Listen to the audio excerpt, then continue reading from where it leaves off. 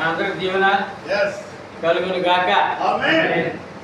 ఇక మనం ఏంటంటే ఈ తీవ్రత అండి మే నెలలో 55 డిగ్రీలు సెల్సియస్ ఉంటుందని ముందుగా ప్రకటించేస్తున్నారు.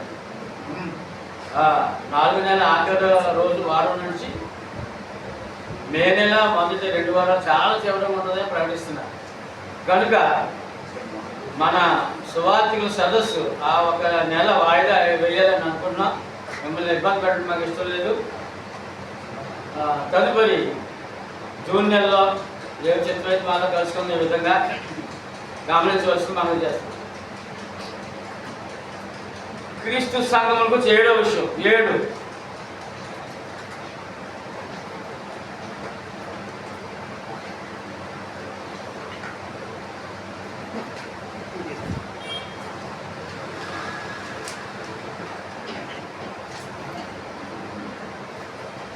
క్రీస్తు సంఘము పరలోక రాజ్యం కామ దేవుని రాజ్యము కామ క్రీస్తు రాజ్యము.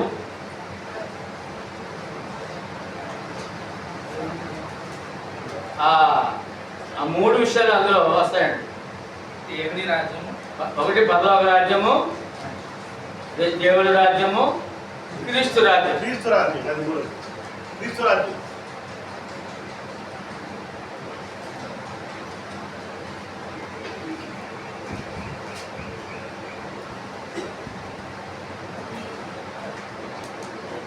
దేవుని రాజ్యం అంటే దేవుని రాజ్యం అని రాసుకున్నాడు. కామ పెట్టి సువార్త ద్వారా రక్షించబడిన ప్రజలు రాజ్యం అంటే సువార్త ద్వారా రక్షించబడిన ప్రజలు. అక్కడ మార్క్స్ వార్త 16, 15, 16 రాస్తాడు.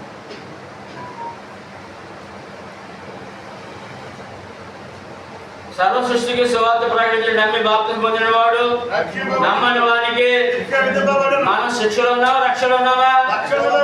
మనం కాపాడుకుంటూ సంఘాన్ని నడిపించవలసిన బాధ్యత మన మీద ఉంది. పేతురు మొదటి పత్రిక 2:9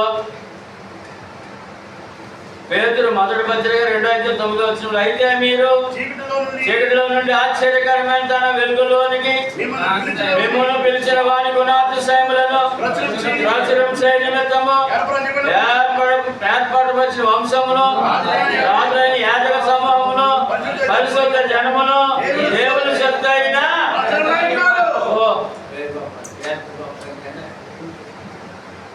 సంఘము సేవను గుర్తించవలసిన విషయాలు, సంఘానికి చెప్పవలసిన విషయాలు సేవకుడిగా బలపరచాలి. ప్రకటన 1:6 మనల్ని ప్రేమించు తన రక్తం వలన మన పాపముల నుండి మనల్ని విడిపించిన వానికి అనగా కడిగిన వానికి ఏం రాసిన బ్రాకెట్లో మనల్ని ప్రేమించు తన రక్తము వలన మన పాపముల నుండి మనల్ని విడిపించిన వానికి అనగా కడిగిన వానికి మహిమయు ప్రభావమును యుగ యుగములు కలుగును గాక. ఆమేన్. ఆయన మనలను తన తండ్రి దేవునికి ఒక రాజ్యముగాను యాజకులుగా చేసెను. దేవుని రాజ్యము అనే మాట ప్రకటన 5:9-11 9-10 ప్రకటన 5:9-10 ఆ పెద్దలు నీవు ఆ గ్రంథము తీసుకుని దాని ముద్రను ఇప్పుడకు యోగ్యుడవు, నీవు వధింపబడిన వాడవై నీ రక్తం ఇచ్చి ప్రతి వంశములోను ఆయా భాషలు మాట్లాడే వారిలోను ప్రతి ప్రజలోను ప్రతి జనములోను దేవుని కొరకు మనుషులను కొని ఆ మా దేవునికి వారిని ఒక రాజ్యముగాను యాజకులుగాను చేసేటప్పుడుగా ఆ క్రీస్తు రక్తంలో కొనాలంటే కొన్నందుకు మరి వ్యాపారస్తులు బయలుదేరాలి కదా. అన్నందుకు వ్యాపారస్తులు బయలుదేరాలి కదా. ఎవరన్నా సేవకులు. మత్తయి సువార్త 16:18-19 ఇక్కడ పరలోక రాజ్యం మరియు నీవు పేతురు ఈ బండ మీద నా సంగమును కట్టుదును, పాతాళలోక ద్వారం దాని నిలువని అడవని నేను నీతో చెప్పుచున్నాను. 19 పరలోక రాజ్యము యొక్క తాళములు నీకు ఇచ్చెదను. నీవు భూలోకమందు దేనిని బంధింతువో అది పరలోకమందున బంధింపబడును, భూలోకమందు దేనిని విప్పుదువో అది పరలోకమందును విప్పబడును. నేను అతనితో చెప్పాను. అధికారం, తాళం చెవుడు అధికారం, రక్షణ అధికారం, సువార్త అధికారం, సంఘము, సంఘ ప్రారంభ, సంఘ స్థాపన అధికారం, సంఘ స్థాపన అధికారం, ఆత్మ రక్షణ అధికారం, సువార్త ప్రకటన అధికారం అని అది ఇచ్చి అక్కడ ఏమన్నాడంటే సంఘమును నా సంఘం కట్టుదని చెప్పి అన్ని ఆగిపోకుండా దానిని ప్రభు గారు అన్నారు పరలోక రాజ్యం అన్నారు. సంఘాన్ని ఏమన్నారండి? పరలోక రాజ్యం. ఇప్పుడు సంఘం ఏంటి?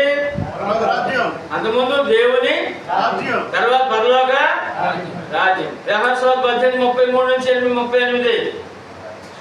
యోహాను సువార్త 18:33-38. ఇక్కడ పిలాతుకి ప్రభువుకు సంభాషణ 33-38. నువ్వు రాజువా అని అడుగుతాడు ఆయన. అవును, నువ్వు అన్నట్టు నేను రాజునే. నువ్వు అన్నట్టు నేను రాజునే. ఎవరైతే క్రీస్తు సంఘాన్ని అంగీకరించారో యేసుక్రీస్తు రాజుగా అంగీకరించిన వారు కాదండి, బయటికి అన్నారు నా రాజు క్రీస్తు, నా రాజు క్రీస్తు, నా రాజు అంటారు తప్ప క్రీస్తు సంఘస్థుడు కాకపోతే, సంఘ సేవకుడు కాకపోతే క్రీస్తు రాజు అనే అధికారం వాళ్ళకి లేదు. ఎందుకంటే వారు మనకంటే ముందు చెప్తారండి, మనమే చెప్పాం మా క్రీస్తు మా రాజు మనం చెప్పాం. చెప్తామండి, నాకు చెప్పండి, మీరు చెప్పండి. చెప్తా ఎవరు చెప్తారు? రాజుగా పొందని వాళ్ళు చెప్తారు. రాజుగా పొందని వాళ్ళు చదవండి 33 చదవండి. పిలాతు తిరిగి అధికారి మందిరాన్ని ప్రవేశించి యేసును పిలిపించి యూదుల రాజు నీవేనా అని ఆయన అడగగా యేసు నీ అంతటా నీవే ఈ మాట అనుచున్నావా లేక ఇతరులు నీతో నన్ను గూర్చి చెప్పిరా అని అడిగాను. అందుకు పిలాతు నేను యూదుడినా ఏమి స్వజనమును ప్రధాన యాజకులను నాకు అప్పగించిరు కదా, నీవేమి చేసేది అని అడగగా యేసు నా రాజ్యం ఈ లోక సంబంధమైనది కాదు. ఈ రాజ్యము పరలోక రాజ్యం అనగా క్రీస్తు రాజ్యము ఈ లోక సంబంధమైనది, పరలోక సంబంధమైన రాజ్యము. చదవండి. నా రాజ్యం ఈ లోక సంబంధమైనది అయితే నేను యూదులకు అప్పగింపబడుకున్నట్లు నా సేవకులు పాల్గొడదురు గాని నా రాజ్యం ఇహ సంబంధమైనది కాదని నేను.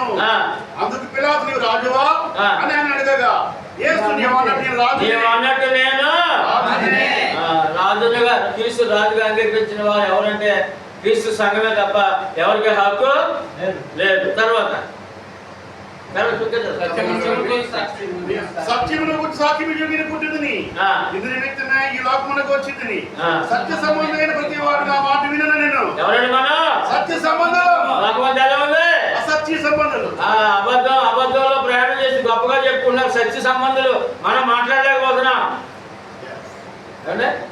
మనం ఎవరండి? ఇప్పుడు సత్య సంబంధులు నా మాట వింటారు. మనం ఆ ప్రభు మాట విన్నామా? వినలేదా? పరలోక రాజ్యం మర్మములను వివరించుట. పరలోక రాజ్య మర్మం రాసుకుంటాడు. పరలోక రాజ్య మర్మములను వివరించుట ఉపమాన రీతిలో. పరలోక రాజ్య మర్మములను వివరించుట ఉపమాన రీతిలో. మత్తయి సువార్త 13:11, 24, 31, 33, 44, 45,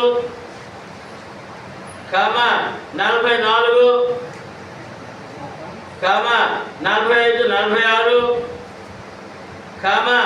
47, 51, 52 వరకు 13వ అధ్యాయము. మరి మనసు పెట్టి చదవండి అందరూ కూడా, మరీ చదవండి. పరలోక రాజ్య వివరణ, పరలోక రాజ్య వివరణ చాలా అద్భుతంగా ఉంటుందండి. ప్రతి అనేక అంశాలు అందులో మనం బోధించవచ్చు. మనం ఇక్కడ ఏం చెప్పారండి? పరలోక రాజ్యం అనే సంగతి 13వ అధ్యాయంలో 1, 2, 3, 4, 5, 6, 7, 8, 9, 19 సార్లు చెప్పారండి ఆయన పరలోక రాజ్యం అని. ఏమన్నా చెప్పండి, మళ్ళీ చెప్పినా మధ్య 13, 11 అండి, 24 అండి, 31 అండి, 33 అండి, 33 అండి, 44 అండి, 45, 46 వచ్చినారండి, 47 అండి, 51, 52 వచ్చినారండి. యేసు ప్రభు దేవుని రాజ్యం గురించి స్పష్టంగా చెప్పారండి. యేసు ప్రభు వారు దేవుని రాజ్యం భూలోకానికి వచ్చిందని ప్రభు స్పష్టంగా చెప్పిన వాక్యం ఒకటి ఉంది. చూద్దాం. మత్తయి సువార్త 12వ అధ్యాయము 26వ వచనం 28 వరకు అండి. సాతాను వెలగొట్టినాడు, తనకు తానే విరోధముగా వేరుపడును. అట్లయితే వాని రాజ్యం ఎలాగ నిలిచును? నేను బయలుదేరుల వలన దెయ్యములు వెలగొట్టినాడు. నీ కుమారులు ఎవరి వలన వాటిని వెలగొడుచున్నారు. కాబట్టి వారిని తీర్పరులైందురు. దేవుని ఆత్మ వలన నేను దయ్యములు వెలగొట్టినాడు. నిశ్చయముగా దేవుని రాజ్యము మీదకి వచ్చి ఉన్నది. ఇక్కడ యేసు ప్రభు సాతాను రాజ్యం ఉందంట. సాతాను రాజ్యం ఉందంట భూలోకంలో. దేవుని రాజ్యం ఉందంట. ఇప్పుడు ఎక్కడి నుంచి ఎక్కడ రావాలంట? సాతాను రాజ్యంలో నుండి మన అందరూ ఎక్కడికి వచ్చా? మళ్ళీ అక్కడికే మళ్ళీ అక్కడికి వెళ్దామా? దెబ్బలు కట్టుగా దేవుడు స్తోత్రం మీకు అన్నారు. ఏమండి కనుక మార్క్స్ వద్ద 9:1వ వచనంలో ప్రభువు మరలా భూలోకానికి మరియు ఆయన ఇక్కడ నిలిచిన వారు కొందరు దేవుని రాజ్యం బలముందు చూచి వరకు చూడరని నిశ్చయమంటండి. దేవుని రాజ్యం భూలోకానికి వస్తుందని నిశ్చయముగా చెప్తారంటండి. అప్పుడు బ్రతికుంటారంట. ప్రభు ఎదుగుండు 100 వాళ్ళు బ్రతికున్నారు 11 మంది. ఒక ఆయన చనిపోయాడు. ఒక ఆయన యోధ ఇస్కరియోతు చనిపోయాడు. 11 మంది బ్రతికుండగానే అపోస్తలులు ఉండగానే ఆ దేవుని రాజ్యం వారి ద్వారానే యెరూషలేములో స్థాపించబడింది. అపోస్తలుల గారు 2వ అధ్యాయం 1 నుంచి 4 వచనాలు.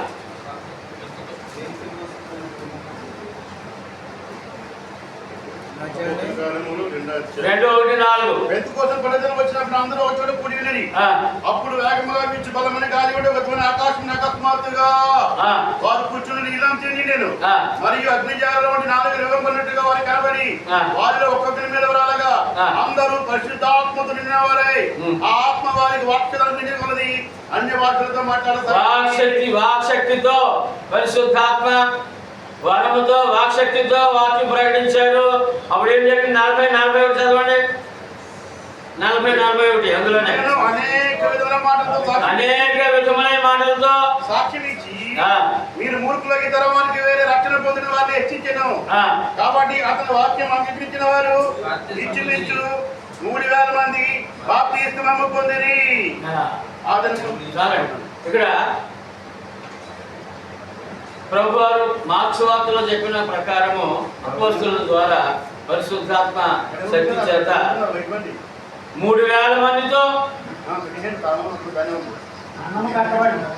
యెరూషలేములో అనగా 3.5 సంవత్సరాలు అనగా సియోనులో ఎక్కడంటే సియోనులో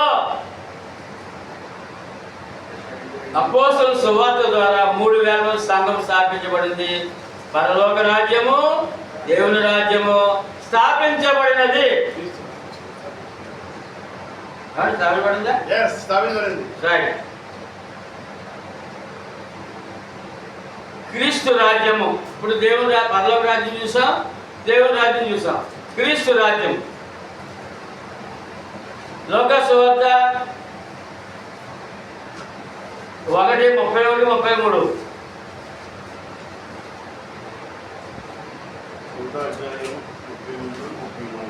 దూత మరియతో మరియమ్మ గారితో మాట్లాడుతున్న గొప్ప సందర్భం.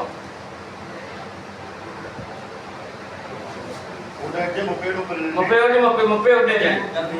ఇదిగో నేను గర్భము ధరించి కుమారుని కని ఆయనకు యేసుని పేరు పెట్టెను. ఆయన గొప్పవాడై సర్వలోక కుమారుని పడెను. ప్రభువు అయిన దేవుడు ఆయన తండ్రిన దావీదు సింహాసనమును ఆయనకిచ్చును. ఆయన యాకోబు వంశస్థులను యుగములు ఏలును. ఆయన రాజ్యం అంతమునిదే అని నామముతో చెప్పెను. ఎవరి రాజ్యము? క్రీస్తు రాజ్యం. క్రీస్తు రాజ్యము అంతం లేదని పుట్టక ముందే ఆ రాజ్యంలో మనం ఉన్నాం. మత్తయి సువార్త 2వ అధ్యాయము 1-2 వచనాలు. రాజైన హేరోదు దినముల యందు యూద దేశ బెత్లెహేములో యేసు పుట్టినట. ఇదిగో తూర్పు దేశపు జ్ఞాన యెరూషలేమునకు వచ్చి యూదుల రాజుగా పుట్టిన వాడు ఎక్కడ ఉన్నాడు? ఎవరన్నా యేసు ప్రభు? యూదుల రాజు. యూదుల రాజు ఎక్కడ ఉన్నాడు ప్రశ్నించినప్పుడు ఆ యొక్క రాజు కానీ ఆ దేశంలో ఉన్న వారు కానీ ఏ పరిస్థితులు ఉన్నారో మనకు తెలుసు. తర్వాత అక్కడ సంగతి అంతా 2వ అధ్యాయంలో మనకి తెలియబడుతుంది. ఇక్కడ యూదుల రాజు అని జ్ఞానులు చెప్తున్నారండి యేసు ప్రభు. ఇప్పుడు ఆ రాజ్యం రాజు అయిన యేసు క్రీస్తు ఆ రాజ్యం ఆయనే మొట్టమొదటి ప్రకటించుకున్నారు. 4:17 మత్తయి. రాజు అయిన క్రీస్తు రాజ్యం కొరకు ఆయనే మొదట ప్రకటించుకున్నారు. 4:17 వచ్చిన అప్పటి నుండి యేసు పరలోక రాజ్యం సమీపించినది కనుక మారు మనసు పొందుడని చెప్పొచ్చు ప్రకటింప మొదలు పెట్టాను. సరే, ఎవరు మొదలెట్టారండి? ఆయనే రాజుగారే మొదలెట్టారు. మరి రాజుగారి మొదలెట్టినప్పుడు నువ్వు నేను మొదలెట్టావు ప్రకటించద్దా?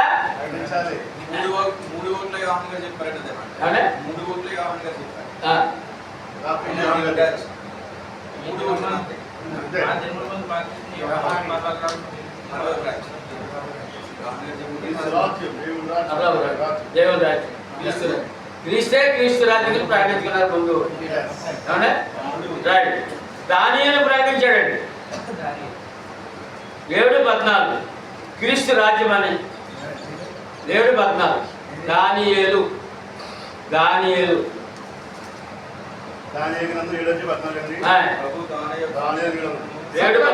రాష్ట్రములను ఆయా భాషలు మాట్లాడే వారిను ఆయనను సేవించినట్లు ప్రభుత్వమును మహిమయు ఆధిపత్యమును ఆయనకి ఇవ్వబడెను. ఆయన ప్రభుత్వం శాసనం అనేది అదనటికి తొలగిపోదు. ఆయన రాజ్యం ఎల్లప్పుడూ లయము కాదు. ఎవరి రాజ్యం? క్రీస్తు రాజ్యం. ఎవరు చెప్పారండి? దానియేలు చెప్పాడు. ఆయన రాజ్యం శాశ్వతంగా అంతము లేనిదే. ఆ రాజ్యంలో మనం ఉన్నాం. మనకు అర్థం లేదు. తర్వాత దీనికంటే ముందు తెలుసు కదా, అందరూ తెలుసు కదా 2:44 పరలోకమందున్న దేవుడు రాజ్యం ఎవరు స్థాపించారంటే దేవుని రాజ్యము అంటాం అక్కడ. ఇక్కడ మళ్ళా ఆయన అన్నాడు క్రీస్తు రాజ్యం అని. దేవుడు ఒక రాజ్యం స్థాపిస్తారు. మళ్ళీ ఆ దావీదు గారు ఆ దానియేలు గారు అన్నారు క్రీస్తు రాజ్యము అంతము లేనిదే ఉండును. ఏమంటే క్రీస్తు రాజ్యము పరలోక రాజ్యము దేవుని రాజ్యం అంటే చేతులు పైకెత్తి చూపించేవాళ్ళు ఎంతమంది ఉన్నారు ఇక్కడ? ఎవరన్నా ఉన్నారా? అర్థమైందా మాట? దేవుని రాజ్యము పరలోక రాజ్యము క్రీస్తు రాజ్యం అంటే చేతులు పైకెట్టి చూపించేవాడు ఎవరు ఉన్నారా సేవకుల్లో? ఎక్కడ ఉంది రాజ్యం? భూమి మీద ఉందా పైన ఉందా? మత్స్యకుడు ఏ మత శాఖని మీరు చూసినా అతను చేతులు పైకెత్తి దేవుని రాజ్యం వెళ్ళిపోతావు అమ్మా అంటాడు. నువ్వు కూడా అన్నావా? దేవుని రాజ్యాన్ని పరలోకాన్ని ఎవరిని వస్తుంది చూడు. కలిసి రాసిన పత్రిక 1 ఎవరైనా చెప్తుంటే ఈ రోజైనా మానుకోండి ఇక్కడి నుంచి. ఆయన మనలను అంధకార సంబంధమైన రాజ్యంలో విడుదల చేసి తాను ప్రేమించిన తన కుమారునికి రాజ్యవాసులుగా చేసెను. ఈ వాక్యం చెప్తుంది కదా క్రీస్తు రాజ్యం అని. సార్ ఈ వాక్యం చెప్తుంది క్రీస్తు రాజ్యం అని చెప్తుంది ఖచ్చితంగా. ప్రకటన 11:15 7వ దూత బోర ఊదినప్పుడు పరలోకములో గొప్ప శబ్దము పుట్టెను. ఆ శబ్దములు ఈ లోక రాజ్యము మన ప్రభువు రాజ్యమును ఆయన క్రీస్తు రాజ్యం ఆయను. ఎవరు రాజ్యం అనేది? ఏ రాజ్యములు ఉన్నారు? మరి చేతులు పైకెత్తి మనం చూపించాల్సిన అవసరం ఉందా? లేదు. క్రీస్తు రాజ్యంలో ఉన్నామని చెప్పాలి, నేను ఉన్నానని చెప్పాలి. పైకెత్తి చూపించేది ఏం లేదు ఇక్కడ. ఉన్నానే మత్తయి 7:21 23. ప్రభువా ప్రభువా నన్ను పిలుచు ప్రతివాడును పరలోక రాజ్యంలో ప్రవేశింపుడు గాని పరలోకమందు చిత్త ప్రకారం చేయవాడే ప్రవేశించును. అమ్మా అయ్యా ఇక్కడ చాలా క్లియర్గా ఉందండి. పరలోకము పరలోక రాజ్యం రెండు విషయాలు విడివిడిగా చెప్తారండి యేసు ప్రభు. చెప్పండి. పరలోక రాజ్యములో ప్రవేశించకుండా బయట ఉండి ప్రభువా ప్రభువా అని చెప్తున్నావు. పరలోకమందున్న దేవుని చిత్త ప్రకారం చేయవాడే పరలోక రాజ్యములో ప్రవేశించును. ఇప్పుడు చెప్పండి, పరలోకము పరలోక రాజ్యం ఒకటేనా? పరలోకం వేరు, పరలోక రాజ్యము పరలోకం దేవుని నివాసం, పరలోకము రక్షణ పొందిన వారి నివాసము క్రీస్తు రాజ్యము. భూమి మీద ఉందా?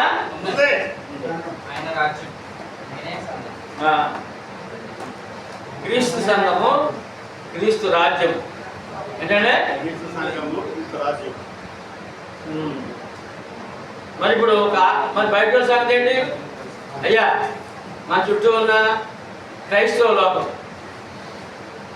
మనతో తిరుగుతున్న క్రైస్తవులు సువార్తలు తిరుగుతున్న సేవకుల యొక్క పరిస్థితి ఎలా ఉంది అని అంటే, మత్స్యశాఖ వారి పరిస్థితి ఎలా ఉందంటే 20 చదవండి. మీరు చదవాలి ఇప్పుడు, చూడండి ఒకసారి. మధ్య 7:22 చూసాం.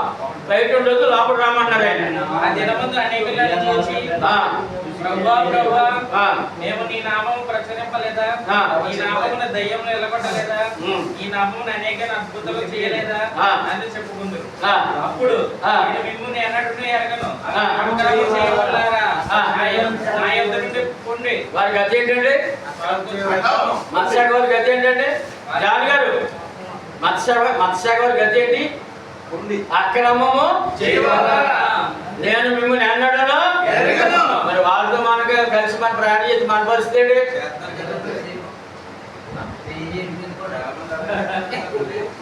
మన పరిస్థితి ఏంటి?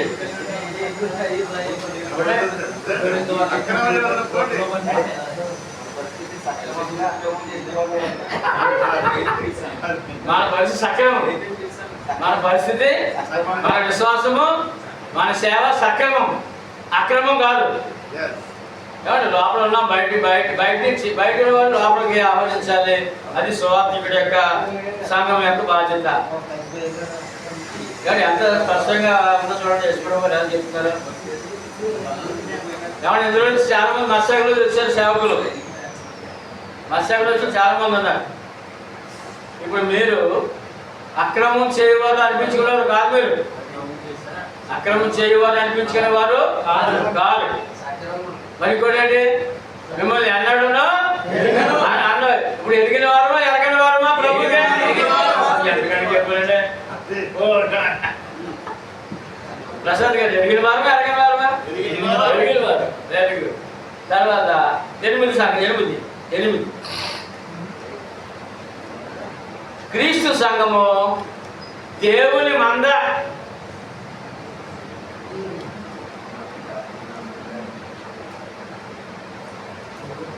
అపొస్తలుల కార్యములు 20 పూర్తి చదవండి. దేవుడు తన స్వరక్తమించి సంపాదించిన సంఘమును కాయటకు పరిశుద్ధాత్మ మిమ్మల్ని దేని అధ్యక్షులుగా ఉంచెను. ఆ యావత్ మంద ఏమన్నారు? సంఘాన్ని మంద అన్నారండి ఇక్కడ. యావత్ మందని కూర్చి మీ మట్టుకు మిమ్మల్ని కూర్చి జాగ్రత్తగా ఉంటుంది. ఇక్కడ క్రీస్తు సంఘాన్ని దేవుని మందని చెప్పడం జరుగుతుంది. మొదటి పేతురు పత్రిక 20:28 అండి, ముందు రాసుకున్నారు. తర్వాత పేతురు మొదటి పత్రిక 5:1-2 వచనాలు. పేతురు మొదటి పత్రిక 5 2 వచనాలు. తోటి పెద్దను క్రీస్తు శ్రమలను కూర్చిన సాక్షిని బయలుపరచబడు మహిమలో ఆదివాడునైన నేను మీలోని పెద్దలను హెచ్చరించుచున్నాను. బలిమి చేత కాక దేవుని చిత్త ప్రకారముగాను దుర్లాభాపేక్షతో కాక సిద్ధ మనస్సుతోను మీ మధ్యనున్న దేవుని మందను పైన విచారణ చేయొచ్చు. దానిని కాయుడే. ఏంటంటే ఇక్కడ పౌలు గారు చెప్పారు, పేతురు గారు కూడా ఏమని? క్రీస్తు సంఘం దేవుని మంద. యోహాను సువార్త 10:11.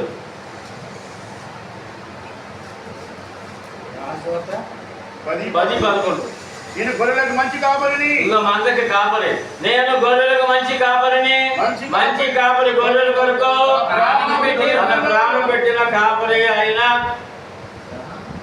అదే విషయాన్ని అదే అధ్యాయం 14 నుండి 16.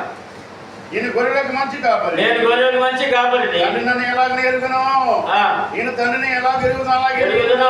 వారును ఆ గొర్రెలను ఎరుగుదును, నా గొర్రెలు ఎరుగును. ఆ గొర్రెలు నన్ను ఎరుగును, నా గొర్రెలు నన్ను ఎరుగును. మరియు గొర్రెలకు నా ప్రాణం పెట్టుచున్నాను. ఈ దొడ్డివి కానీ వేరే గొర్రెలు నాకు కలవు. ఆ దొడ్డేంటి ఈ దొడ్డేంటి? ఆ దొడ్డేంటి ఈ దొడ్డేంటి? ఆ దొడ్డంటే యూదులు, ఈ దొడ్డంటే అన్యులు. ఈ దొడ్డంటే అన్యులు కొరకు కూడా ఆయన 2 దొడ్లు ఉన్నాయి ఇక్కడ. ఎన్నున్నాయండి? 2 దొడ్లు. రెండింటిని ఒకటి చేయడానికి వచ్చాడు. చదవాలి పూర్తిగా. అప్పుడు చూడు, కానీ వేరే గొర్రెలు నాకు కలవు, వాటిని కూడా నేను తోడుకుని రావాలను. అవి నా స్వరం వినను. అప్పుడు మంద ఒకటి, గొర్రెల కాపరి ఒక్కడే అగును. మందలేని ఒక్కటే, కాపర్లు ఎంతమంది? ఒక్కడే. సంఘాలన్నీ ఒక్కటే. దేవుడు ఎంతమంది? ఎవరు చెప్పారు? ప్రభువే చెప్పారు. ఎవరు చెప్పారండి? ఇప్పుడు చెప్పండి, ఎక్కడున్నాం మనం? ఒకటే మంద, ఒకడే కాపరి. సంఘం ఒక్కటే, దేవుడు ఒక్కటే.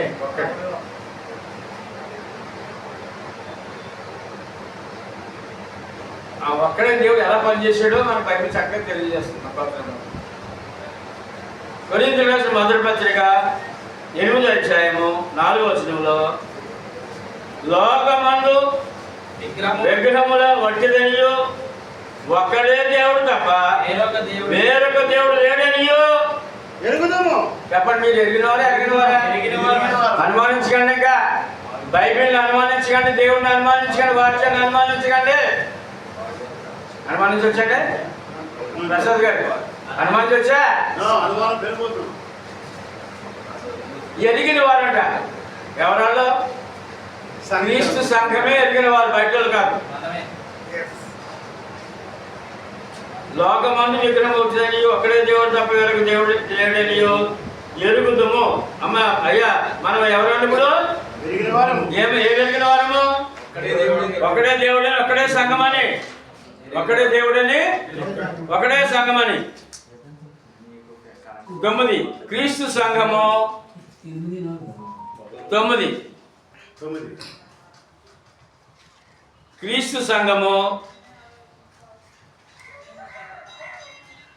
లోకమునకు దీపము,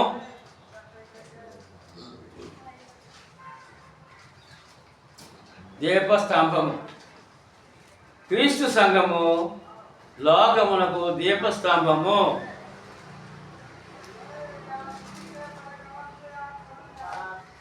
ప్రకటన 1:19-20.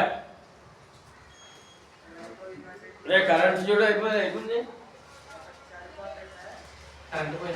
పోయిందా? ప్రకటన 1:19-20. సంఘము రాసుకున్నారా? సంఘము లోకమునకు దీపస్తంభము. ప్రకటన 1:19-20.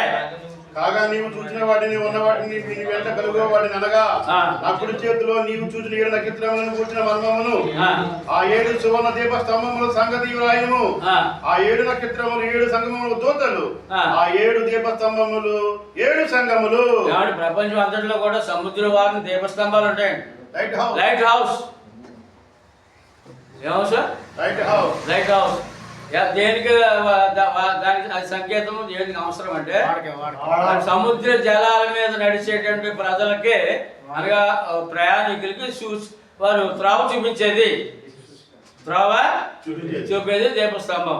ఇప్పుడు క్రీస్తు సంఘము జనసంద్రములో ఏ సముద్రం అంటే జనసంద్రములో దిక్సూసిల దారి చూపించే దీపస్తంభము క్రీస్తు సంఘం.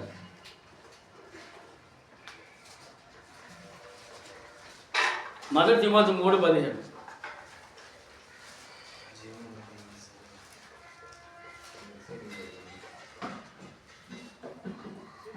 అయినను నేను ఆలోచన చేసిన దేవుని మందిరములో అనగా జీవములు దేవుని సంఘములో జనుడు ఎలా ప్రవర్తింపవలను అది నీకు తెలియజేయవలని ఈ సంగతి నీకు రాయించున్నాను. ఆ సంఘము సత్యమునకు స్తంభం. సంఘం ఏంటండి? స్తంభం. సత్యమునకు స్తంభము, ఆధారమైనది. దీపస్తంభము. ఏ స్తంభం? దీపస్తంభం. దీపస్తంభము అది సత్యమునకు స్తంభము. ఈ వెలుగు ఏంటంటే సత్యవాక్యము. ప్రకటన 2:1-5. ఎఫెసులో ఉన్న సంఘపు దూత ఇలాగు రాయము. 7 నక్షత్రములు తన కుడి చేత పట్టుకుని 7 దీపస్తంభం వద్ద సంచరించే వారికి చెప్పు సంగతి ఏమనగా నీ క్రియలను నీ కష్టము నీ సహనమును ఎరుగుదును. నీవు దుష్టులను సహింపలేవనియు అపోస్తులు కాకయే తాము అపోస్తులను చెప్పుకుని వారిని పరీక్షించి వారు అబద్ధికులని నీవు కనుగొంటి ఉన్ననియు నీవు సహనము కలిగి నా నామము నిమిత్తము భారం భరించి అలయలేదని ఎరుగుదును. అయినను మొదట నీకు ప్రేమ నీవు ఎదురుతువని నీ మీద తక్కువ మాపోల్చినది. నీవు ఏ స్థితిలో నుండి పడిపోతావో ఆ జ్ఞాపకం చేసుకుని మారు మనసు పొంది ఆ మొదటి క్రియలు చేయము. అట్లు చేసి నీవు మారు మనసు పొందితేనే సరి. లేని ఎడలా నేను నీ వద్దకు వచ్చి నీ దీప స్తంభమును దాని చోట నుండి తీసివేతును. సేవకుడు సంఘం సరిగా లేకపోతే అక్కడ ఉన్న సంఘం కొలాప్స్ అయిపోద్దని ముందుగానే దేవుడు చెప్పాడు. చాలా సంఘాలు క్రీస్తు సంఘాలు అలా గాల్లో కలిసిపోయి ఉన్నాయండి. ఉన్నాయి. ఆయన ముందే చెప్పారండి. క్రీస్తు సంఘం దీపస్తంభం అన్నారు. ఒకవేళ నువ్వు మార్చుకోకపోతే ఏమైనా తేడా చేస్తే సంఘాన్ని అక్కడ దీపస్తంభాన్ని తీసేస్తాను అన్నాడు. మరి జీవితాలు అప్పుడు ఆ వెలుగుమయమైన జీవితాలు చీకటి బ్రతుకులు అయిపోతాయి. మళ్ళీ మన ఆత్మలు నాశనం అయిపోతాయి. జాగ్రత్తగా సేవకులు సంఘము కలిసి వారి ప్రయాణము దీపస్తంభాన్ని నిలబెట్టవలసిన అవసరత ఉంది. తర్వాత మత్తయి సువార్త 5:14-16 అపోస్తలులు ఏమన్నారు? యేసు ప్రభు వారు మీరు లోకమునకు వెలుగై ఉన్నారు. కొండ మీద నుండి పట్టణము మరుగైన నేరదు. మనుషులు దీపం వెలిగించి కొంచెం మీద పెట్టరు కానీ అది ఇతరులకు వెలిగించినట్లు దీపస్తంభం మీదే పెట్టుదురు. మనుషులు ఏంటి దీపస్తంభం ఎలా వెలుగు కనపడాలంటే ఇప్పుడు మీ సత్క్రియలను చూసి పరలోకమందున తండ్రిని మహిమపరచినట్టు వారి ఎదుట ముందుగా సేవకుడి బాధ్యత అండి. సేవకుడు వెలుగుగా ప్రకాశించాలి. 5:14-16 ముందు సేవకుడి గారి బాధ్యత. అపోస్తలులకు చెప్తున్నారండి మీ సత్క్రియలు. సేవకుడు ఏముండాలండి? సత్క్రియలు ఎవరి మధ్య ప్రకాశించాలంటే వారి మధ్య అన్యుల మధ్య ఉన్నాం మనం అనే విషయాన్ని ప్రభు శిష్యులకు ముందే తెలియజేశారు. మత్తయి సువార్త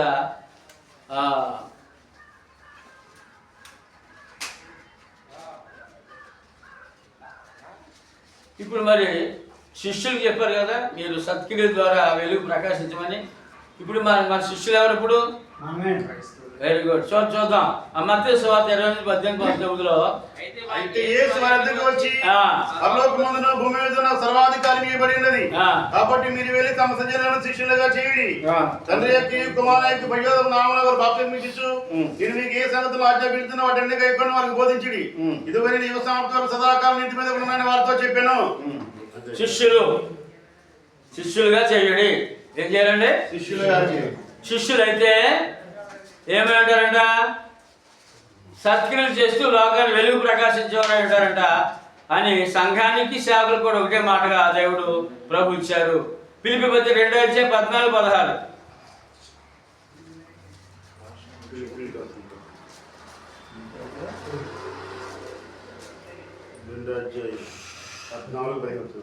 మీరు మూర్ఖమైన ఒక్క జనం మధ్య నిరపరాధులను నిష్కలంకులను అందజనులను దేవుని కుమారులు అన్నట్లు సనుగులను సంశయములను మాని సమస్త కార్యములను చేయడి. అట్టి జనము మధ్యని మీరు జీవవాక్యను చేతపట్టుకుని లోకమందు జ్యోతుల వలె కనబడుచున్నారు. ఎవరండి? లోకమందు జ్యోతులు. లోకమందు జ్యోతులు అంటండి. దారి చూపేవారు. లోకమందు జ్యోతులు ఏం పట్టుకుని? దీపం. సేవకులారా ఏం పట్టుకున్నారు? సంఘం ఏం పట్టుకున్నారు? అది వదిలి ఆ జీవాక్షి వదిలి ఎంత ప్రమాదమో మన మార్గదర్శకులుగా ఉన్న లోకానికి అనే విషయాన్ని జ్యోతులై వెలుగుతున్నారని ఎక్కడ? ఎవరి మధ్యన? వక్ర జనమ మధ్య. నా చుట్టూ ఎవరున్నారండి? సక్రమైన జనం ఉన్నారా?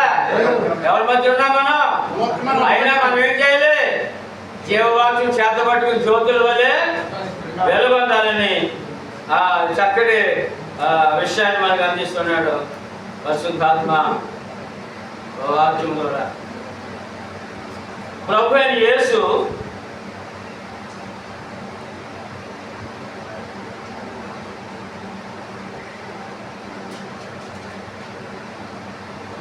ప్రభు చెప్తారు యోహాను సువార్త 1:4-5. యేసు ఈ లోకానికి ఏమై అన్నారు?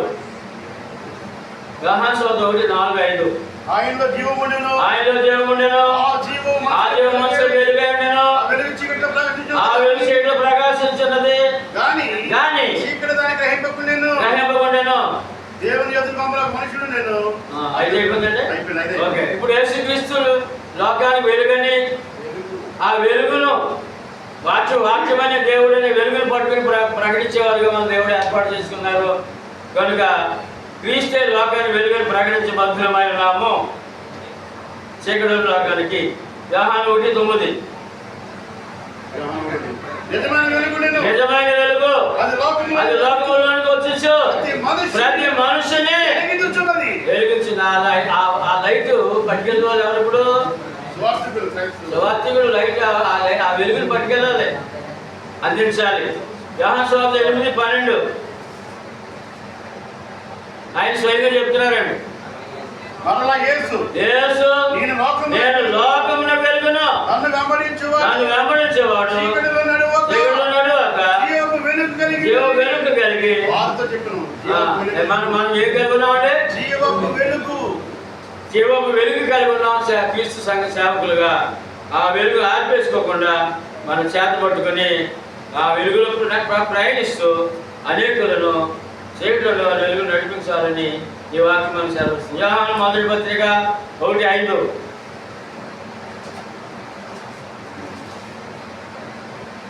ఆయన వాళ్ళు విని మీకు ప్రకటించి వర్తమానం ఏదనగా దేవుడు వెలుగై ఉన్నాడు, ఆయన యందు చీకటి ఎంత మాత్రమును లేదు, ఆయనతో కూడా సహవాసం కలవాలని చెప్పుకొని చీకటిలో నడిచిన ఎడలా మనం అబద్ధమాడుతూ సత్యం జరిగిపోకుందాము.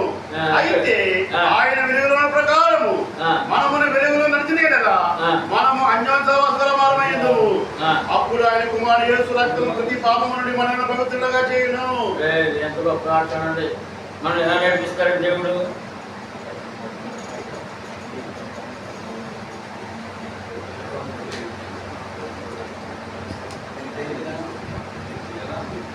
దేవుడు లోకం వెలుగై ఉన్నాడని ప్రకటించే బాధ్యతను దేవుడు మనకి అప్పగించాడు అనే విషయాన్ని మనం తెలుసుకోవాలి. 10 క్రీస్తు సంఘము పరలోకపు గవిని. క్రీస్తు సంఘము పరలోకపు గవిని పరలోకపు నిచ్చెన.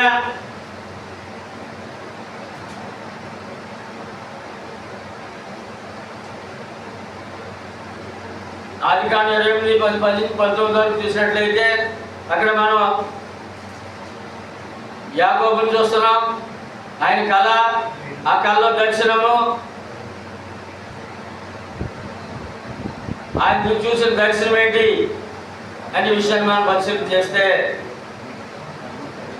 పరలోకం తెరవబడి ఉన్నది. ఒక నిచ్చెన భూమి నుండి పరలోక ఆదికాండము 28:10-19. ఆ కళ తర్వాత ఆయన ఏమన్నాడంటే, చదువుతారా? చదివేయండి. యాకోబు బయలుదేరి హారాను వైపు వెలుచు ఒక చోట చేరి బ్రతుకుతున్నందున అక్కడ రాత్రి దించిపోయి ఆ చోటి రాళ్లతో తీసుకుని తన తరడగా చేసుకుని అక్కడ పండుపోయాడు. అప్పుడు అతడు కలకనేను, అందులో ఒక నిచ్చెన భూమి మీద నిలబడి ఉండెను, దాని పన ఆకాశం అంటేను, దాని మీద దేవునితో దిగుతుండేది. మరియు యెహోవా దేవునికి పైగా నుంచి, నేను తండ్రి అయిన అబ్రహాము దేవుని, ఇస్సాకు దేవుని యెహోవాను, నీవు పండుకొని ఈ భూమిని నీకును నీ సంతానం ఇచ్చేదను. నీ సంతానం భూమి మీద రక్షకు ఇసుకైన వారాగును. నీవు పడమటి తట్టును, తూర్పు తట్టును, ఉత్తరపు తట్టును, దక్షిణ తట్టు వేపించదు. భూమి వంశములని నీ మూలముగా నీ సంతానము ఆశించబడిను. ఇదిగో నేను నీకు తోడయుండి నీ వెళ్ళు ప్రతి స్థలముందు నేను కాపాడుచు ఈ దేశంలో నేను వల్ల రప్పించేదను.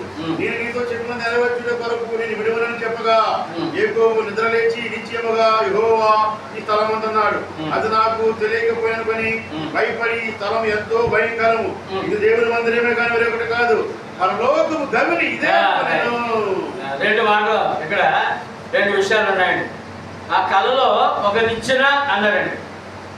కళలో ఆ యొక్క యాకోబు వచ్చిన కళలో ఏమి కనపడుతుందండి?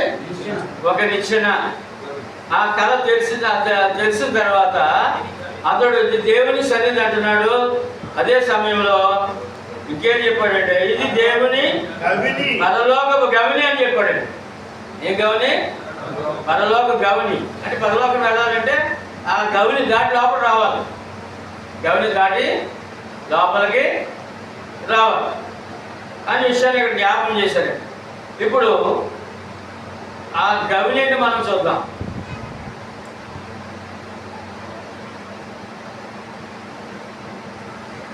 రెండోది ఏం చెప్పారండి? 13వ వచనంలో చదవండి. 13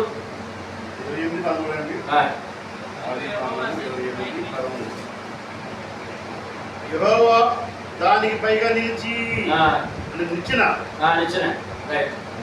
అంటే పరలోకంలో పైన యెహోవా నిలిచినట్టుగా, భూమి మీద నిలిచిన పరలోకం దాకా వేసినట్టుగా ఆయన చూస్తున్నాడని మనం చూస్తున్నాం. అక్కడ 15వ వచనంలో 17 ఈ స్థలం ఎంతో భయంకరం, దేవుని మందిరమే కానీ వేరొకటి కాదు, పరలోకపు గవిని ఇదే అనుకున్నాను. పరలోకపు గవిని ఇదే అనుకుని అన్నాడు అంటాడు. తర్వాత ఆ నిచ్చెన ఏంటో మనం చూద్దాం. ప్రస్తుత నిబంధనలో యోహాను సువార్త 1:51. యాకోబు కలగని నిచ్చెన మరియు ఆయన, మీరు ఆకాశం తెరవబడియు దేవుని దూతలు మనిషి కుమారుని పైగా ఎక్కుటయు దిగుటయు చూచుతారని వ్యతిరేకంగా చెప్తున్నాను నేను. అదిగోండి ఆ నిచ్చెన ఏదండి? యాకోబు గారి కళలో ఉన్న నిచ్చెనది యేసుక్రీస్తే. ఎవరండి అని చెప్తారు? ఆయన ప్రభు చెప్తారు. అక్కడ నిచ్చెన మీద ఎవరు ఎక్కారంట? ఎవరు ఎక్కుతూ దిగాయంట. ఇక్కడ నా మీద ఎక్కుతూ దిగుతున్నారు, పరలోకం తెరవబడని యేసుప్రభు చెప్తున్నారు. యేసుప్రభు నిచ్చెన చెప్తున్నాడు. యేసుప్రభు ఎక్కడి నుంచి ఎక్కడికే? భూలోకం నుండి పరలోకం నిచ్చెన యేసుప్రభు. పరలోకం నిచ్చెన. యోహాను సువార్త 14:6లో మన అస్తమానం వల్లించే వాక్యము, నేనే మార్గము, నేనే జీవమును, సత్యమును, జీవమును, నా ద్వారా తప్ప ఎవడు తండ్రి యొద్దకు రాడు. నిచ్చెన మాటకి 51వ వచనానికి పరిపూర్ణ అర్థం ఈ 6వ వచనము 14 పరిపూర్ణంగా మనకు అర్థం అవ్వాలంటే, యేసుక్రీస్తు పరలోక నిచ్చెన అర్థం అవ్వాలంటే ఆయనే మళ్ళీ చెప్పుకున్నారు, నేనే మార్గము. ఎక్కడికి? ఎక్కడి నుంచి ఎక్కడికి? భూమి పరలోకానికి. ఎబ్రియులు రాసిన పత్రిక 10:19-20.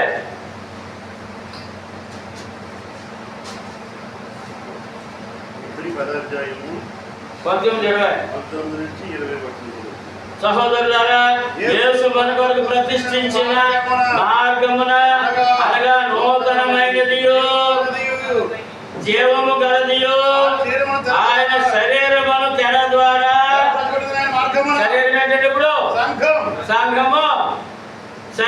తెర ద్వారా ఏర్పరచబడిన దీవునైన మార్గమున ఈ సంఘము మతమా మార్గమా?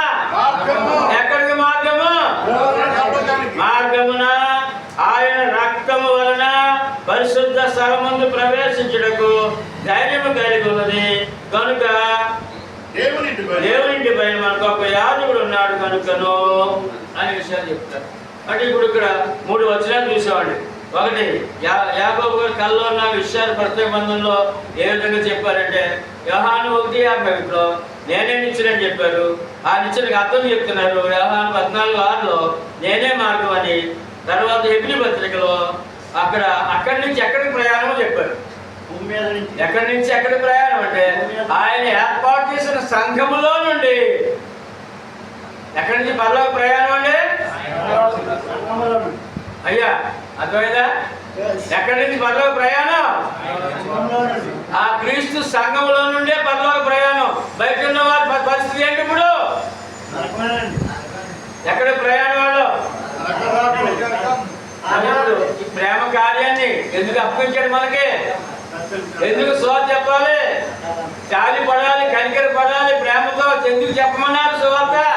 బయట ఉండి వాళ్ళ ప్రయాణము నరకానికి ప్రయాణం చేస్తున్నారని. ఎక్కడ ప్రయాణం అండి? ఎక్కడి నుంచి ప్రయాణం చేస్తే పరలోకానికి వెళ్తారంట? ఇప్పుడు క్రీస్తు సంఘం లోకంలో అవసరమా? సేవకుడు అవసరమా?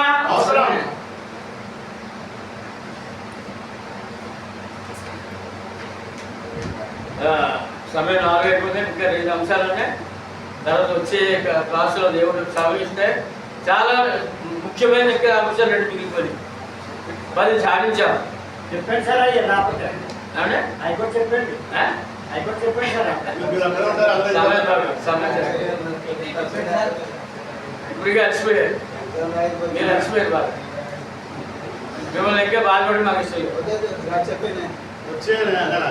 వచ్చే దేవుని సెలవిస్తే జూన్లో మే నెలలో ఎదుర్కొన్నాం. జూన్లో మనకి చాలా ప్రాముఖ్యమైనది. ఆ యొక్క రాసుకున్న దగ్గర గ్యాప్ ఉంచుకోండి, అక్కడికి రాసుకోకుండా ఉంచుకోండి.